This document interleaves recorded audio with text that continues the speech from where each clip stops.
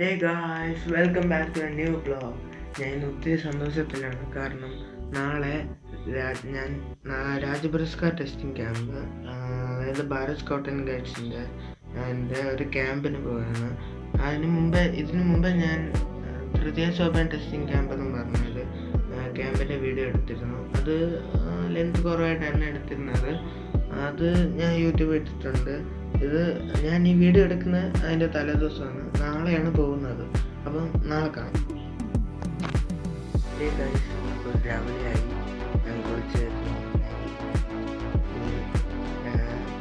ഇനി അമ്മയും മാമങ്ങളെ എന്നെ കൊണ്ടുവിടുന്ന മാമൻ കാറ് വരും. അപ്പോൾ എല്ലാം ഇപ്പോൾ ജേർണി പ്രൊസീജിയർ എന്താണെന്ന് വെച്ച് കഴിഞ്ഞാൽ, ഇവിടുന്ന് മാമൻ വണ്ടി വരും.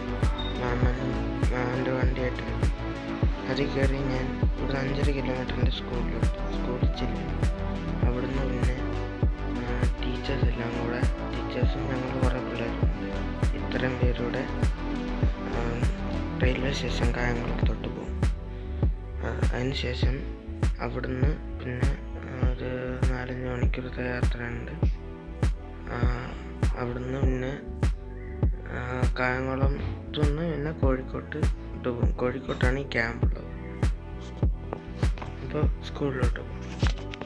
പിന്നെ എൻ്റെ തുണിയും ഡ്രസ്സും എല്ലാം അതിനകത്ത് തുണിയും സാധനങ്ങളും എല്ലാം പാക്ക് ചെയ്ത് വെച്ചേക്കും.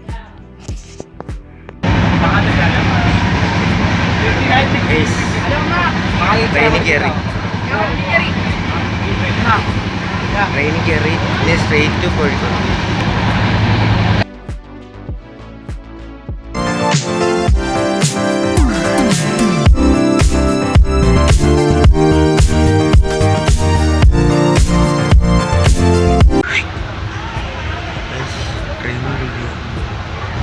എറണാകുളം എത്താറായിരുന്നു.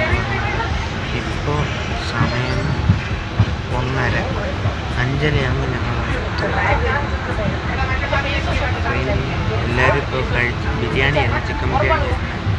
അത് കഴിച്ച് ഇപ്പോൾ എല്ലാവരും റിലാക്സ് ചെയ്യണം. അപ്പോൾ ഗൈസ്, ട്രെയിൻ യാത്ര എല്ലാം കഴിഞ്ഞ് തിരിച്ചു വന്നിരിക്കുകയാണ്. KV കാലിക്കറ്റ് നമ്പർ 2 എന്നാണ് സ്കൂളിൻ്റെ പേര്.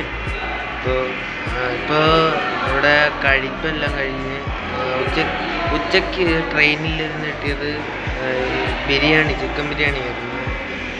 പിന്നെ അതിൻ്റെ കൂട്ടത്തിൽ വീട്ടിൽ നിന്ന് കുറേ സാധനങ്ങളൊക്കെ തന്നിട്ടുണ്ടായിരുന്നു.